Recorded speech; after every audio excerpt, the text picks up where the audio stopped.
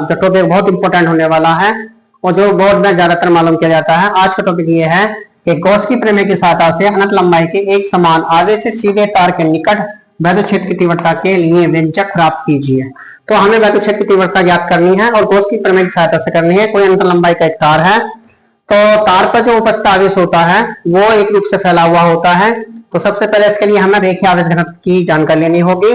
तो रेखीय आवेश घनत्व क्या होता है कि प्रति एकांक लंबाई पर उपस्थित आवेश की मात्रा को रेखीय आवेश घनत्व कहते हैं। तो इसके लिए माना कोई तार है जिस पर इस मोल आवेश का आवेश वितरित है, एल लंबाई का एक तार है जिससे एक समान रूप से क्यू आवेश वितरित है, तब उस तार का जो रेखीय आवेश घनत्व होगा वो लैम्डा बराबर क्यू बटे एल होगा, कूलाम प्रति मीटर होगा। अब इसके लिए ये तो हमें पता चलेगी लैम्डा बराबर क्यू बटे एल होता है। मान लीजिए अब हमें आगे की वैद्युत क्षेत्र की तीव्रता ज्ञात करने के लिए हमें कंडीशन चलनी है।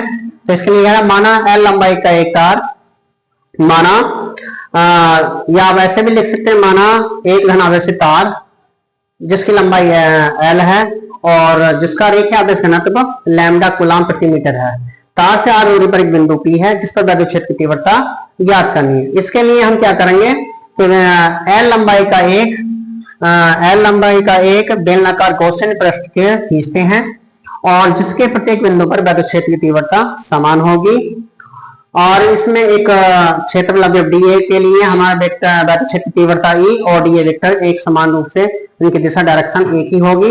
इसलिए हम डीए से होकर गुजरने वाला वैद्युत फ्लक्स डी फाई ई ज्ञात करेंगे। तो डी फाई ई बराबर होता है vector E dot dA vector equal to E dA cos zero.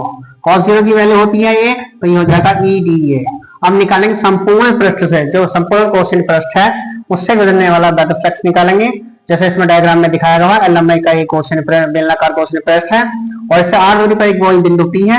इस बिंदु पी पर वैद्युत क्षेत्र की तीव्रता वेक्टर ई और डी दोनों की डायरेक्शन एक ही है, लेकिन यहाँ पर डायरेक्शन अपोजिट है। ये गॉसियन ये बेलनाकार गॉसियन पृष्ठ है हमारा।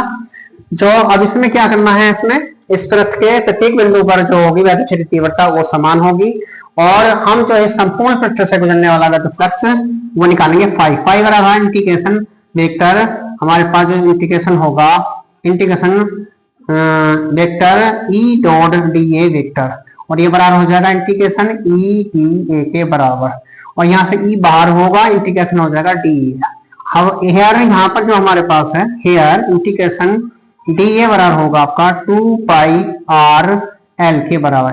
2 पाई आर परिधि है इसकी, ये परिधि है इसका जो 2 पाई आर एल जो है ये इसका आयतन यहाँ पर यहाँ, तो 2 पाई आर इंटू एल इसकी लंबाई अर्थ में। तो क्षेत्र आ गया आपका ये, तो हम लिखेंगे डी फाई, यहाँ पर जो है फाई ई बराबर हो जाएगा आपका ई गुणा 2 पाई आर एल। ये मेरे पास कंडीशन बनेगी यहाँ पर। बट अब गॉस की प्रमेय से हम यूज करेंगे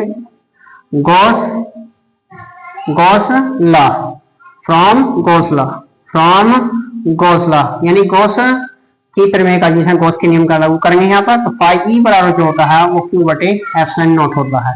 बट आप जानते हैं लैम्डा बराबर क्यू बटे ए है, इसलिए मेरे पास क्यू बराबर हो जाएगा यहाँ से, इसलिए क्यू बराबर क्या हो जाएगा लैम्डा ए हो जाएगा। ये क्यू का मान ये जो हमने निकाला है ये वाला, ये क्यू वैल्यू यहाँ रखी जाएगी आपकी। तो इसलिए मेरे पास जो होगा फाई ई बराबर हो जाएगा लैम्डा ए बटे एप्सिलॉन नॉट। ये मेरे पास समीकरण नंबर 2 हो जाएगी। ठीक है, समीकरण 1 और 2 से, समीकरण 1 व 2 से क्या करेंगे, दोनों को हम इक्वल बराबर रखेंगे यहाँ पर। तो ये हो जाएगा आपका यहाँ से ई गुणा 2 पाई आर एल इन बराबर हमारे पास हो जाएगा लैम्डा ए बटे लैम्डा, सॉरी यहाँ लैम्डा एल आ गया,